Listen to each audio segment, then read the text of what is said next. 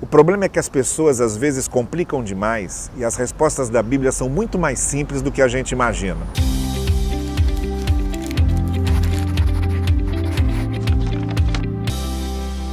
Existe língua de anjos? Essa é uma pergunta que normalmente é feita pela questão de que em certas denominações evangélicas há o costume de se falar em línguas estranhas, consideradas como línguas de êxtase, e normalmente se justifica dizendo que é a língua dos anjos.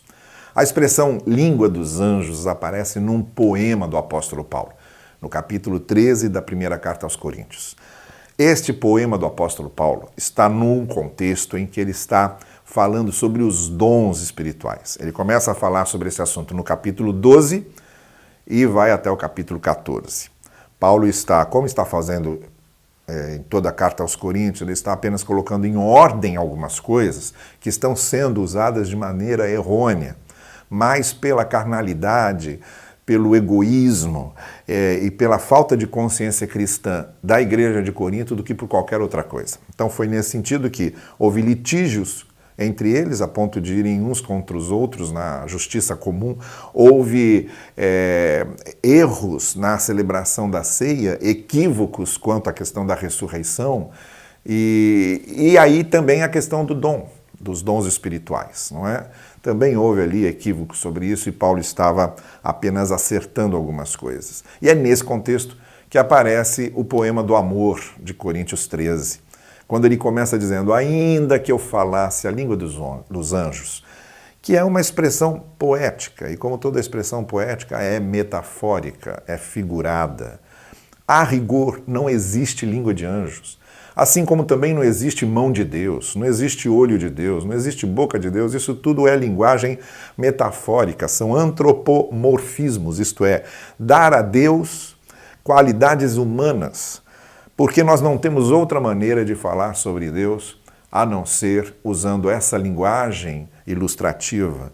Nós sabemos que Deus não tem olho, sabemos que Deus não tem mão, sabemos que Deus não tem boca e falamos nessas coisas. E sabemos que anjos não têm língua. Anjos não precisam de língua para se comunicar, de idioma para se comunicar. E ainda que precisassem, em qual língua os anjos se comunicaram com aqueles a quem vieram trazer a mensagem? Em que língua o anjo falou com Maria? Em que língua o anjo anjos apareceram a tantos personagens bíblicos? Bem, na língua que podiam entender. Se há uma língua de anjos, ela será sempre a língua que se pode entender. O que o apóstolo Paulo está fazendo é só uma expressão poética e que não pode ser compreendida ao pé da letra, não pode ser compreendida de forma literal. Nós temos um grande problema com os literalismos exagerados das Escrituras. Quanto mais literais queremos ter, às vezes, em certos textos, mais nós distorcemos esses textos.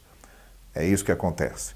Quanto mais eu quero ser literal em certos textos, mais eu estou corrompendo os textos. Então é isso. A língua dos anjos é a língua que todos nós podemos compreender. É a língua metafórica.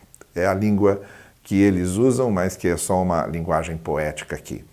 É isto. Não devemos nos preocupar com essas miuçalhas, que são apenas questões poéticas dentro de contextos muito mais significativos.